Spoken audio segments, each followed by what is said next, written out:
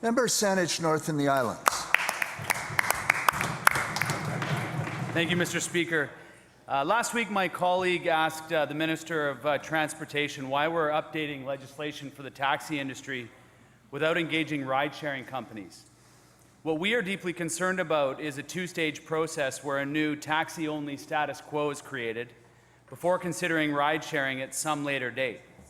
What we need is a parallel process, Mr. Speaker, that considers both simultaneously. In response to our question, the Minister of Transportation suggested that the government is in fact engaging with ride-sharing companies. However, the government's terms of reference for the modernizing passenger-directed vehicle services has a list of 19 different stakeholder groups that are to be consulted, and ride-sharing companies are not among them. Through you, Mr. Speaker, to the Minister of Transportation, how does the Minister explain this inconsistency between what is being said and what the documents are telling us is happening?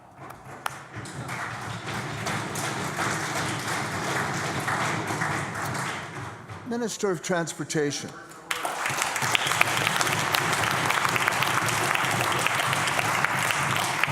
Thank you, Mr. Speaker, and I'd like to thank the member for the opportunity to share how we are looking at bringing in a new way of doing business in BC and finding a made-in-BC solution. Yes, we are looking at the taxi industry, there's no question about that. Yes, we are talking to ride-share companies, and yes, we are engaging with stakeholders. We listed some of the stakeholders on the terms of reference. Obviously, that we didn't list every single one. It would have taken pages and pages and pages to include them. So we are involving people, we are talking with people, we are accepting comments from people. We want to make sure we get this right, that this is the proper made-in-BC solution. And I look forward to the involvement from the opposition members to be part of this.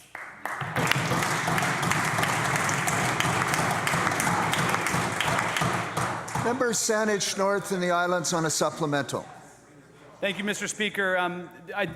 To be clear, this is not an issue of time for us necessarily.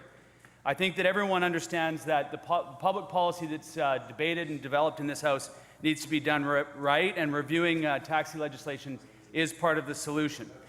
However, what makes no sense to us is that a process that is set up for updating this industry while pretending we can ignore the biggest change of it, which is what we see the process that's been set up. This is actually a changing in the business model. The disruptive tech businesses are changing the business model, Mr. Speaker, and we need to be looking for fairness, not a level playing field.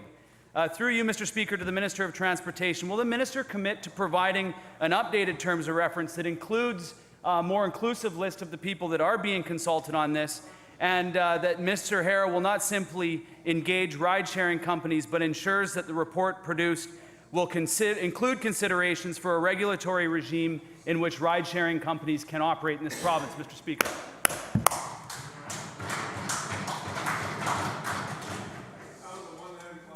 Minister of Transportation.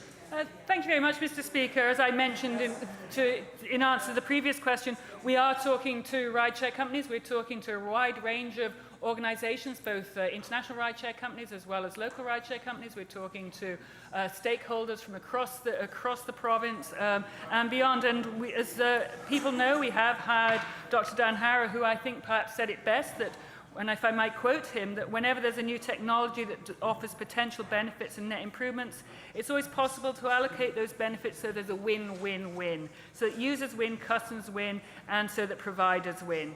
So, Mr. Speaker, that's what we're wanting to do, make sure that in BC everybody wins, that we get a solution that works for people, and we will be bringing that on. And I look forward to engaging the member for Saanich North and the Islands in this discussion as we move forward.